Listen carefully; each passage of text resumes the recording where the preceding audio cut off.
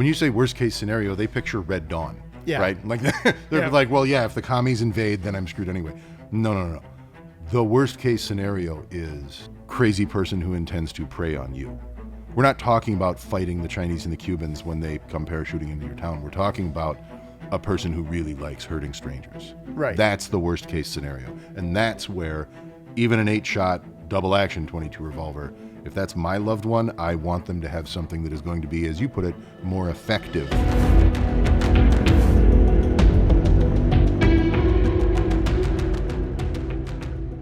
There was a guy that I'd see in the gas station every morning who'd come in overalls. This was a classic, and I'd say what state I live in, but everyone who's listening to this, unless maybe even if you live in Hawaii, you'll know this guy.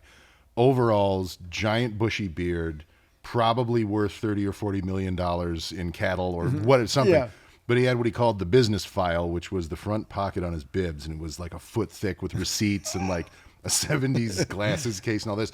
But one of those foldable NAA 22s in there. Just dropped right in the front pocket of the Some of those folding stocks on the North American Arms Mini 22s have a pocket clip on them, and it was clipped there in the business file.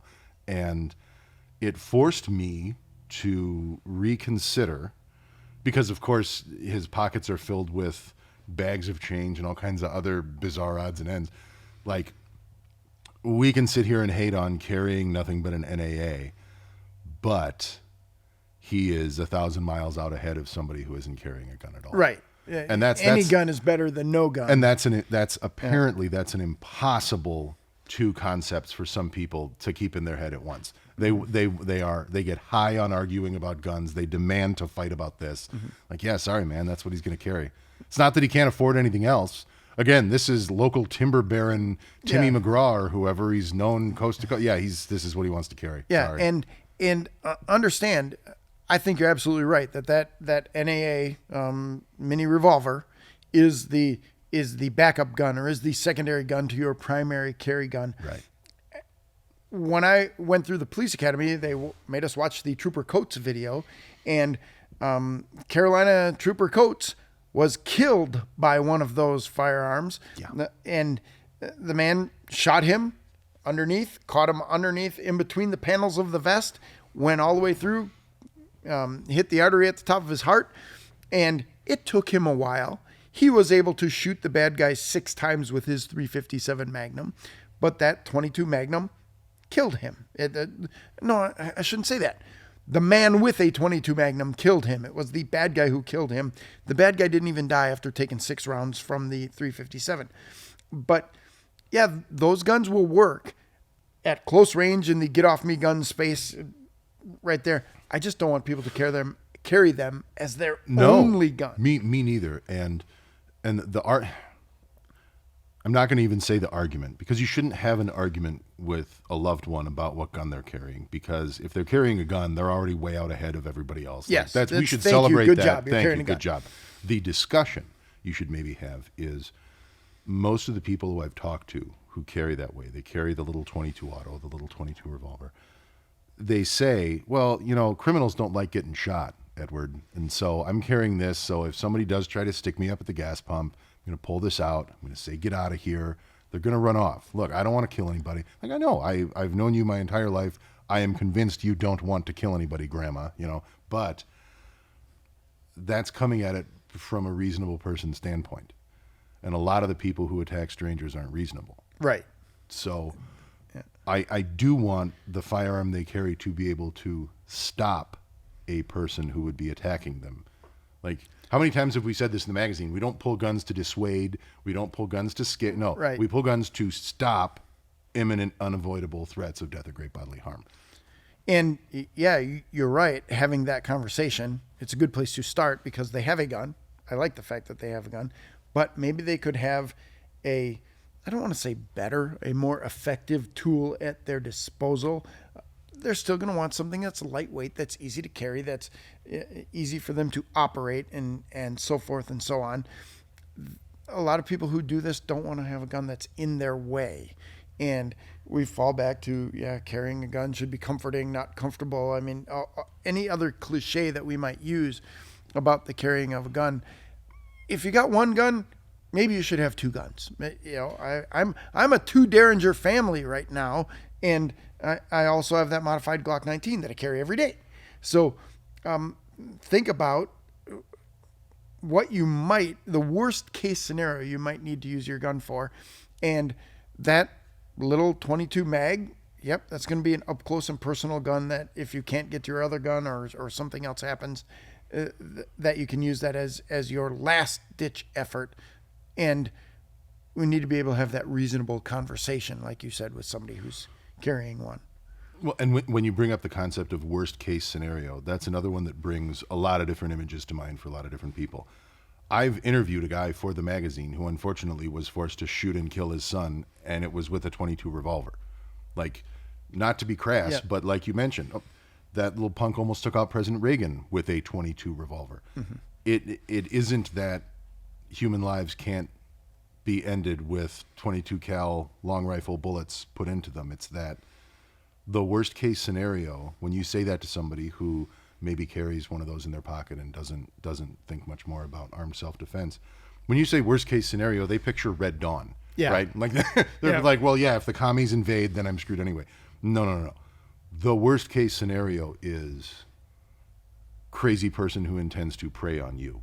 We're not talking about fighting the Chinese and the Cubans when they come parachuting into your town. We're talking about a person who really likes hurting strangers. Right. That's the worst case scenario. And that's where even an 8-shot double action .22 revolver, if that's my loved one, I want them to have something that is going to be, as you put it, more effective than even .22 Magnum. It's going to be center fire, and it's going to be, well, it's going to be something other than rimfire. Yeah, absolutely. We need that, and we can argue this could morph into the great caliber debate all over again. This idea, is 380 good enough? Is 32 Right. good enough? No, please don't shoot me with anything. But prayer is the refuge of every scoundrel, and I don't want to get shot with anything is the refuge of everybody who doesn't actually want to have a conversation about Right. armed self-defense. And then go stand on range there. I'll show you. Yeah. 22 will hurt you. Yeah, genius. Yeah, it will. Yeah. That's not what I it's said. going to hurt. And I want a more effective round, and then we talk to our loved ones about what is the best gun for you to carry that will be more effective than this one. And maybe it's a phrase we used to use at my previous job, incremental on an ongoing basis. We can move them along. Correct. Move them along because they've already got a gun.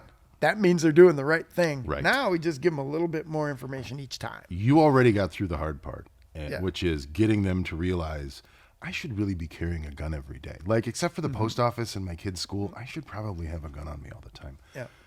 When people ask you why you own so many guns, I want everyone who actually does own a lot of guns and would answer that question to start giving their altruistic answer, which is the reason I own so many guns is so when somebody I care about and I go shooting, a lot of people listening to this will have experienced it before, whether it's a rifle or a shotgun or a pistol or a revolver.